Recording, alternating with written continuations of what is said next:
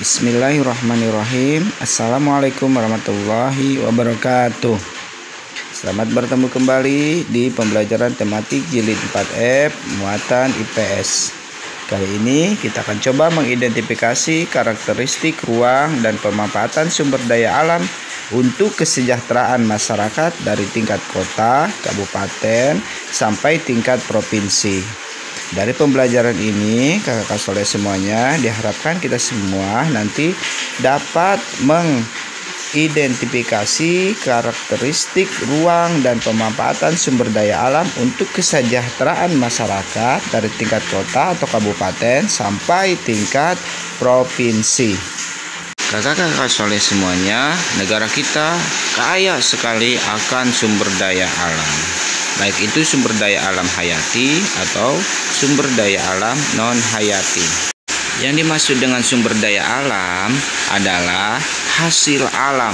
Semua hasil alam yang ada di sekitar lingkungan hidup kita yang dapat dimanfaatkan untuk kesejahteraan hidup kita semua. Dilihat dari jenisnya, sumber daya alam dibagi menjadi dua, yaitu sumber daya alam hayati dan sumber daya alam non hayati. Sumber daya alam hayati adalah sumber daya alam yang berasal dari makhluk hidup, seperti tumbuh-tumbuhan, baik itu nanti tumbuh-tumbuhan dari jenis perkebunan, pertanian, ya sawah seperti itu, atau dari perkebunan, misalkan yang dekat kita ada perkebunan karet, kopi, kelapa sawit, ya, cengkih, atau dari hewan seperti kambing, sapi, ikan, ya, apalagi ayam, bebek, ya, atau dari mikroorganisme.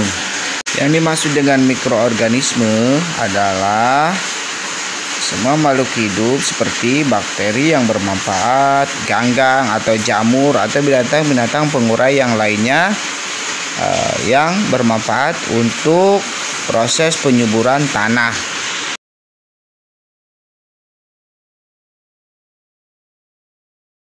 Sedangkan yang dimaksud dengan sumber daya alam non hayati atau sumber daya alam yang tidak dapat diperbaharui, yaitu sumber daya alam yang berasal dari benda mati seperti bahan tambang, air, udara, dan batuan.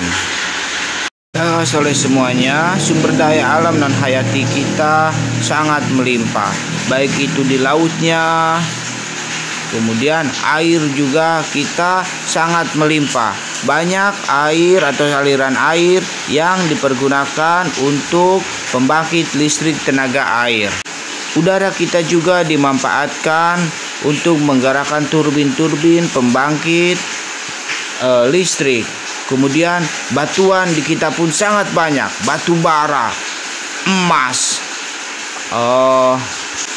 galena, atau batu-batuan alam yang bisa dipergunakan untuk pembangunan, untuk membangun rumah, membangun jalan, dan bangunan-bangunan yang bermanfaat lainnya.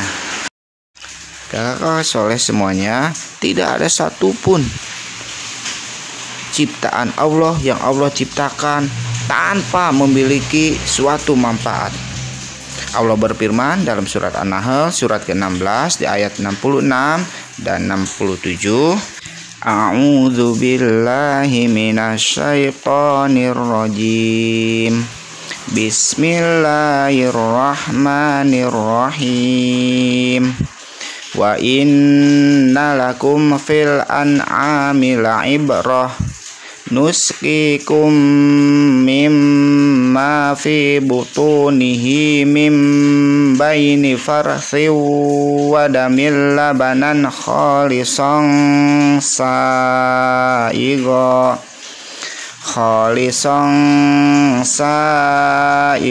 lisyaribin. Wa min samaratin nakhili wal a'nabi tattakhizuna minhu sakaran wa rizqan hasana. Inna fi dzalika laayatan liqaumin ya'qilun. Sadaqallahul azim. Artinya, sungguh pada hewan ternak itu benar-benar terdapat pelajaran bagi kamu. Kami memberimu minum dari apa yang ada dalam perutnya, berupa susu murni antara kotoran dan darah, yang mudah ditelan bagi orang yang meminumnya. Dan dari buah kurma dan anggur, kamu membuat minuman yang memabukkan dan rizki yang baik. Sungguh pada yang demikian itu benar-benar terdapat tanda kebesaran Allah bagi orang yang mengerti. Jadi jelas sekali di sini menunjukkan manfaat dari hewan dan tumbuhan bagi manusia. Manfaat hewan bagi manusia diantaranya sebagai bahan pangan atau sebagai makanan. Kita bisa ambil dagingnya, ambil susunya, ya. Kemudian juga sebagai sandang atau pakaian, kulitnya kita bisa pergunakan, ya, untuk apa? Untuk sepatu, untuk jaket, dan juga sebagai obat-obatan. Yang kedua, manfaat hewan yaitu sebagai bahan perhiasan dan kerajinan. Yang ketiga, membantu pekerjaan manusia. Yang keempat, menjaga keseimbangan lingkungan. Dan yang kelima, menghasilkan bahan penyubur tanaman, ya, berupa pupuk dari kotoran hewan.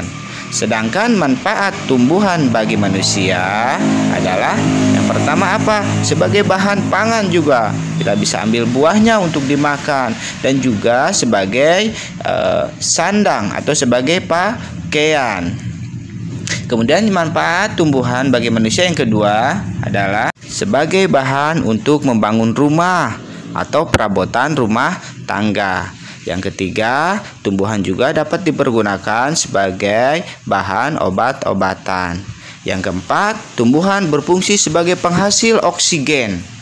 Dan yang kelima, fungsi dari tumbuhan berfungsi untuk mencegah longsor, ya, atau tanah bergerak, karena dia akan menyerap air sehingga tanah tidak mudah bergerak, tergerus, terbawa oleh air. Kakak-kakak soleh semuanya, itu yang bisa disampaikan. Semoga bermanfaat. Kita tutup. Subhanaka Allahumma bihamdika, asyhadu an la ilaha illa anta, astaghfiruka wa atubu ilaik. Assalamualaikum warahmatullahi wabarakatuh.